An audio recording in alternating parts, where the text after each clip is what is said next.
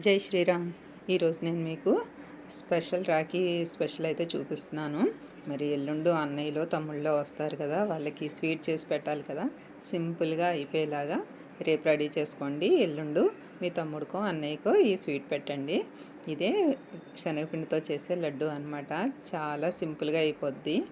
దానికోసం మరి ప్రాసెస్లోకి వెళ్దామా. ముందు శనగపిండిని అయితే జల్లించుకోవాలి. ఇలా జల్లించుకొని ఎంత ఉందో చూసుకుందాము.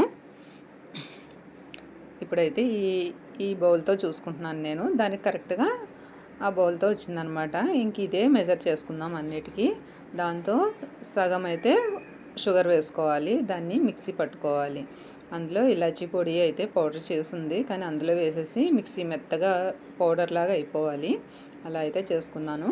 అదే బౌల్లోకి పావు కప్పు నెయ్యి, నూనె కలుపుకొని వేసుకోవాలి. ఇది నెయ్యి అయితే బాగా వేడెక్కిపోయింది. మీరైతే అలా చేయకండి, కొంచెం వేడెక్కగానే వేసేసుకోండి.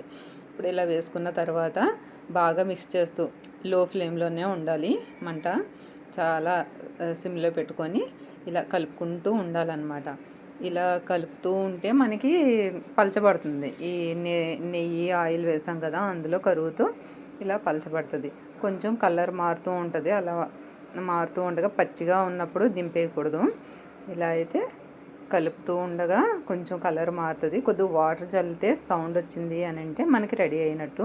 ఇది చాలా చోట్ల చెప్తుంటే చూశాను నేను. ఈ టిప్ మీకు చెప్తున్నాను. ఇలా అయితే స్టవ్ ఆఫ్ చేసుకొని ఇప్పుడు పక్కన పెట్టేసుకోవాలి. కొంచెం చల్లారనిచ్చుకొని మనం పౌడర్ చేసుకున్నాం కదా షుగరు, అదైతే వేసుకొని మిక్స్ చేసేసి మొత్తం చల్లారే వరకు ఒక హాఫ్ అన్ అవర్ అయితే పక్కన పెట్టేసుకోవాలి. ఇందులో నేను జీడిపప్పు, బాదం పప్పు అయితే సన్నగా తరిగేసి వేశాను. అలా వేసేసి పక్కన పెట్టేసుకున్నాను అనమాట. ఇలా చల్లారిన తర్వాత పూర్తిగా ఒకసారి కలుపుకోవాలి. ఇలా కలుపుకొని ఇప్పుడు చేతితోటి మొత్తం మెత్తగా ఒక ఉండలాగా చేసుకోవాలన్నమాట. మొత్తం మిక్స్ చేసేసేయాలి. ఇలా మిక్స్ చేసుకున్న దాన్ని అప్పుడు గట్టి పడుతుంది. ఇలా గట్టి పడిన తర్వాత ఉండల్లా చేసుకోవాలి. ఒకవేళ పలచగా కానీ మీకు అనిపిస్తే కొంచెం గోధుమ పిండిని స్టవ్ పైన ఒక పాన్ పెట్టుకొని అందులో కొంచెం నెయ్యి వేసుకొని ఫ్రై చేసుకొని సిమ్లో ఇందులో కలుపుకోవచ్చు. పిండి గట్టి పడిపోతుంది. పలచనయిందని కంగారు పడొద్దు.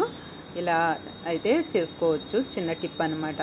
ఇలా చేసిన తర్వాత ఇప్పుడు చపాతీ పిండిలాగా ఒక ముద్ద చేసుకున్నాం కదా, దాన్ని మనకి నచ్చిన సైజులో అయితే ఇలాగా లడ్డూలు చేసుకుంటే అంతే.